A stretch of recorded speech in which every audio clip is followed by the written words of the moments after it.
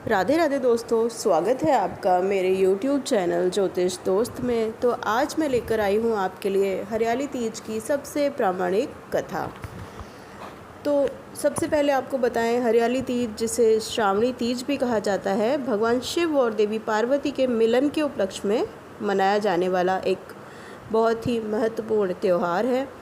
इसे उत्तर भारत और नेपाल आदि स्थानों पर बहुत ही धूमधाम से मनाया जाता है और ये स्त्रियों के लिए बहुत ही खास रहता है।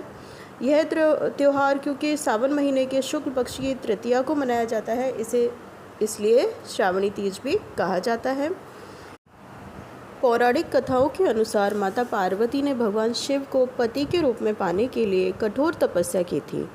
उन्होंने 107 जन्मों तक कठोर तप किया, लेकिन भगवान शिव ने उन्हें स्वीकार नहीं किया था और 108वें जन्म में माता पार्वती ने सावन महीने के शुक्ल पक्ष की तृतीया तिथि को फिर से कठोर तप किया और भगवान शिव का रेत का शिवलिंग बनाकर उनकी पूजा की और जिससे प्रसन्न होकर भगवान शिव ने उन्हें अपनी पत्नी के रूप में स्वीकार किया। इसलिए हरियाली तीज पर महिलाएं अपने पति की लंबी उम्र और सुखी वैवाहिक जीवन के लिए ये व्रत रखती हैं और भगवान शिव और माता पार्वती की पूजा करती हैं।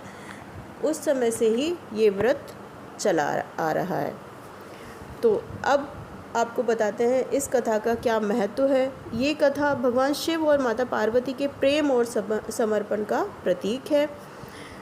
इस दिन महिलाएं अपने पति के प्रति समर्पित रहने का संकल्प लेती हैं और उनके लिए उनके जीवन के लंबी आयु के लिए और उनके सुख के लिए ये व्रत महिलाएं करती हैं। इसे कुंवारी कन्याएं भी करती हैं अच्छा पति प्राप्त करने के लिए। हरियाली तीज का उत्सव प्रमुख रूप से महिलाओं के लिए होता है। इस मौके पर महिलाएं झूला झूलती हैं, गाती हैं और खुशियां मनाती हैं, जबकि सुहागन स्त्रियां इस दिन व्रत रखती हैं और हरे रंग का श्रृंगार करती हैं। आप सभी तीज मनाने वालों को मेरी ओर से हार्दिक शुभकामनाएं। आशा करती हूँ आपके लिए ये त्यौहार बहुत ज़्यादा खुशियाँ और प्रेम आपके जीवन में लेकर आएगा। अब बढ़ते हैं हरियाली तीज की कथा की ओर, लेकिन पहले ये व्रत करने का आप विधान जान लीजिए। आपको ये व्रत कैसे शुरू करना है। तो जैसा कि आप सभी को पता ही है, श्रावण मास में प्रकृति में हरियाली छाई रहती है। चारों तरफ हरियाली होने के कारण ही इसे हरियाली तीज कहते हैं। तो इस दिन आपको सुबह उठकर स्नान आदि से निवृत्त होकर इस व्रत को शुरू करने से पहले मन में आपको एक मंत्र बोलना होगा, जो है उमा महेश्वर सायुज्य सिद्धये हरतालिका व्रत महम करिष्ये। तो इस मंत्र का आप मन में जाप करेंगे। उसके बाद आपको इस व्रत का संकल्प लेना होता है और फिर आपका व्रत शुरू हो जाता है।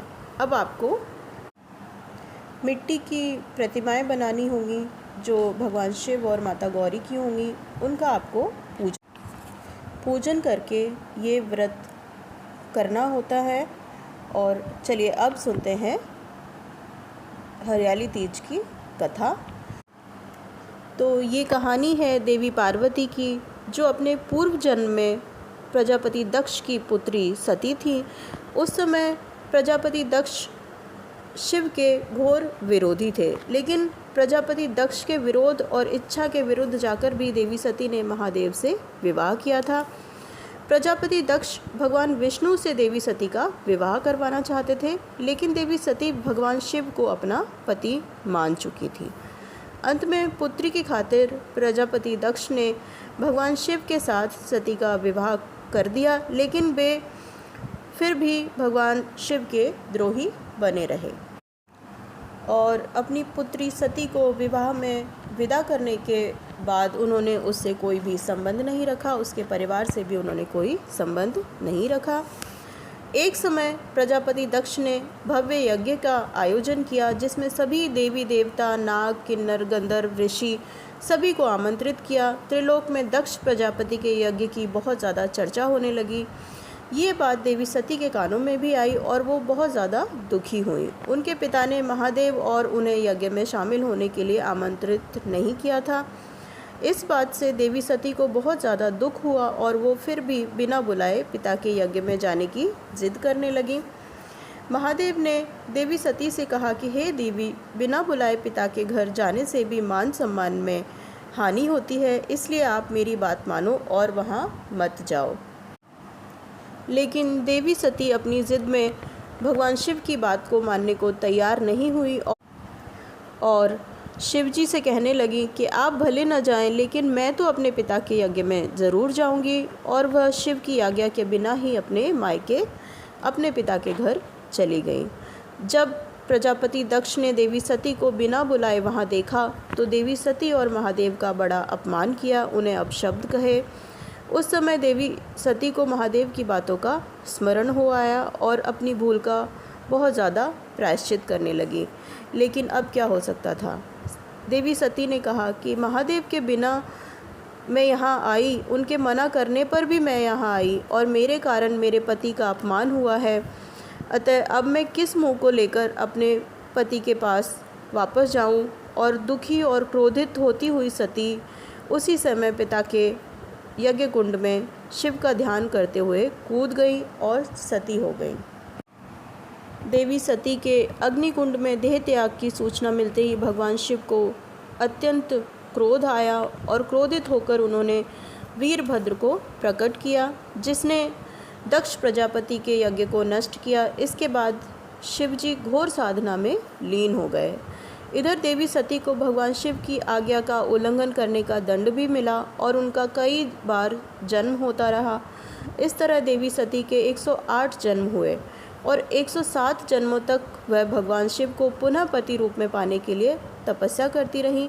108वें जन्म में देवी सती का हिमालय की पुत्री पार्वती के रूप में जन्म हुआ। इस जन्म में देवी पार्वती ने भगवान शिव को पति के रूप में पाने के लिए सावन में मृतिका के शिवलिंग बनाकर उनको भक्तिभाव से पूजकर शिव जी का पूजन किया और तपस्या में लीन हो गई। देवी पार्वती की तपस्या से अंत में प्रसन्न होकर श्रावण मास की तीज के दिन भगवान शिव प्रकट हुए और देवी पार्वती को वरदान दिया कि तुम मेरी अर्धांगिनी बनोगी। इस तरह देवी पार्वती को हरियाली तीज के दिन अपना मनोकूल वर प्राप्त हुआ। इसके बाद भगवान शिव ने देवी पार्वती के आग्रह पर कहा कि जो भी कुंवारी कन्या हरियाली तीज का व्रत करके भगवान शिव और देवी पार्वती की पूजा करेगी, उसे अपनी कामना अनुसार सुयोग्य पति की प्राप्ति होगी। और जो सुहागिन महिला हरियाली तीज का व्रत करेगी, उनका वैवाहिक जीवन प्रेम और सुख से भरा रहेगा। इस व्रत को सभी कहने सुनने वालों की सभी इच्छा पूरी हो और भगवान शिव और माता गौरी का आशीर्वाद प्राप्त हो। जय तीज माता।